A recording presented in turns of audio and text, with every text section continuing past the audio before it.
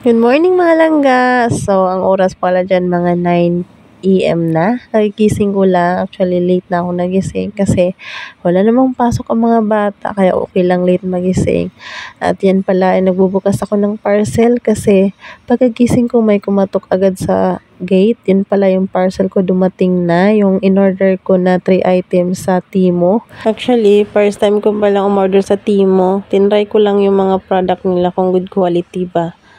So, ayun, okay naman. Goods naman yung quality ng items na na-receive ko. Tapos, ayan yung pangalawang items na in-order ko sa Timo, yung artificial plant na yan. Nagandahan kasi ako sa dahon niya. Tapos, ayan, sinukat ko pa, oh. 'Di ba? Ilang dangkaw ba yon? Inulit-ulit. Nalawat kalahating dangkaw yung haba niya. So, akala ko kasi malaki. So, ganun lang pala kaliit. At saka ito pala yung pang tatlong items. Sabitan ng mga mug. Nakita ko kasi nagagandahan ako na organizer ng mga mug. Yan, matibay siya. Makapal yung bakal. Actually, hindi lang naman mug ang pwedeng isabit dito. Pwede rin mga sandok, mga kung anong gusto nyong isasabit na pwedeng isabit. Ayun na nga, tinry ko na sa mug namin. Ang ganda. Organized, nakahang. Hindi na kung saan nakalapag yung mga mug sa countertop. Organized tuloy yung mga mug. O, di ba? Tapos ayan, nagpatulong na ako sa aking panganay na maglagay ng hook para may sabitan itong ating nabili sa Timo. Diyan ko siya ilalagay. Yan pala, wag niyo na munang pansinin niya mga kulay-kulay dyan na nakadikit. Kasi paparipin ko pa yung pintuan na yan. Pagkatapos ay kuya maglagay ng hook, ayan, sabi ko isabit niya na. Tadaan! Char! Diba? Ayan na siya. May God bless this home and all who enter. Tapos itong nabili kong artificial plant, inaayos ko lang siya para mailagay ko na siya sa paso. Ayan na siya. Ang ganda.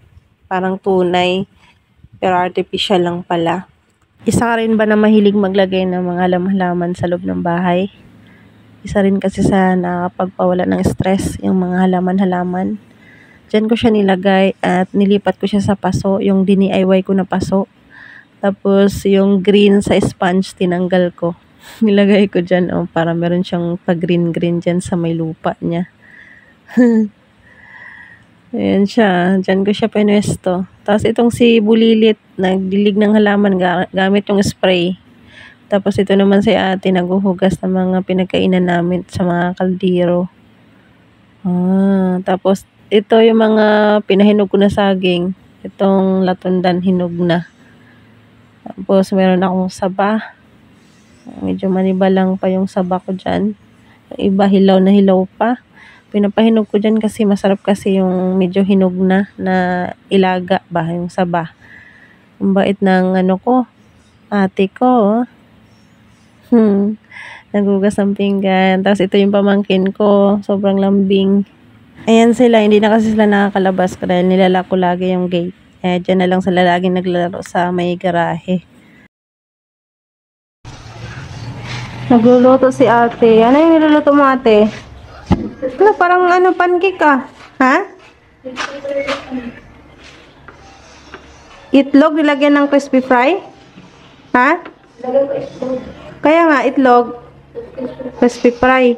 Ayos pwede pala yun. Nagluluto siya. Tikman ko nga. Nilagyan mo si Suning. Ganun lang, crispy fry lang, tapos itlog. Tubig. Tapos tubig, harina. Tubig, harina? May crispy fry na, di ba? Hindi maanap siya. Nilagyan mo rin ng harina? Hindi. Asan ka na mo nga? Nilagyan rin niya ng kunting harina daw, tapos tubig. Crispy fry, tapos itlog. Tikim nga. Ayos Nabansan ko kay ate, mahilig siya mag-experiment ng mga ulam-ulam. Ano nga yung niluto mong nakaraan? Meron ka pang niluto nung nakaraan eh. Ito rin yan, nung niluto mo nung nakaraan. Kahapon ba yon? pa. Galing mag-experiment. Tikman ko nga kung masarap. Tikman ko kung anong lasa.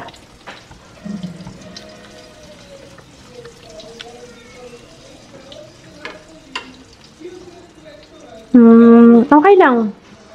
Masarap naman siya, lalo na pag may ketchup. Sarap siya, pwede ng ulam. Ayan. Galing ah. Ang galing na experiment niya ah. Ano naman isusunod mo experiment? Talong. Durugin mo yung talong, tapos lagyan mo harina. Masarap din yun. Ayan. Sarap.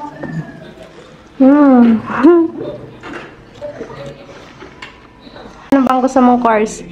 Chef. Kasi gusto ng course guys, chef. So, ayan, ngayon pa lang, nag-experiment na ng mga pwedeng ulamin. Galing! Good job! Summer! Naliligo ang summer namin! Ha? Ano? Parang takot ka sa tubig? Parang kawawa ka ah. Ba't ganyan itsura mo? Parang kawawang-kawawa ka tingnan. Sarap ba maliga? Dito sa ulo ate. Takot na maliga. Kandingan man dahil ka summer. Si summer kandingan dahil hugaw kaya. Ang dumihan dito o man na o. Summer, nakaligo na naman si summer. Sarap pa maligo. Dito o, yung ito hugasan niyo to o. Hugasan mo to. Hoy! Baba, susok-sok pa. Aray ko. Sige.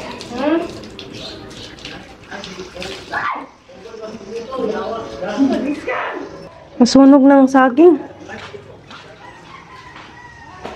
Nakalimutan ko yung saging.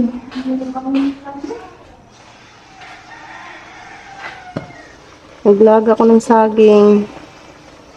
Luto na ang ating saba. Ayan, naligo ang dalawa. Pagkatapos paliguan si Summer. Sobrang init kasi. Alam mo yung walang araw pero ang alinsangan, humid.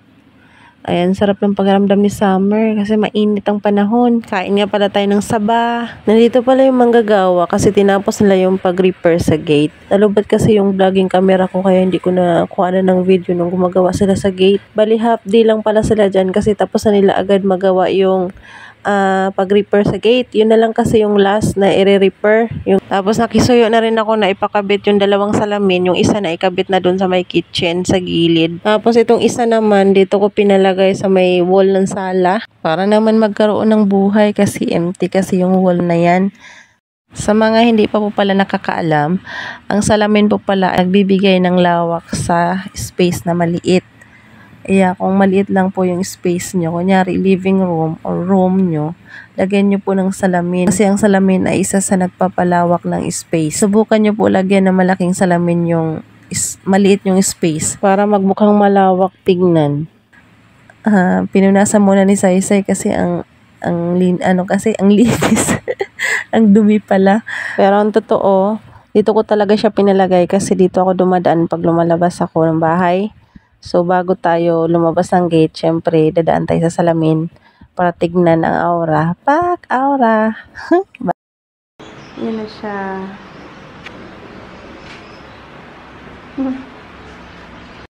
Ayan yung sinasabi ko, lumawak at kitang-kita na lahat, pati yung mga kalat. Pagpasensyahan nyo na, hindi pa kasi kami napagligpit sa kusina.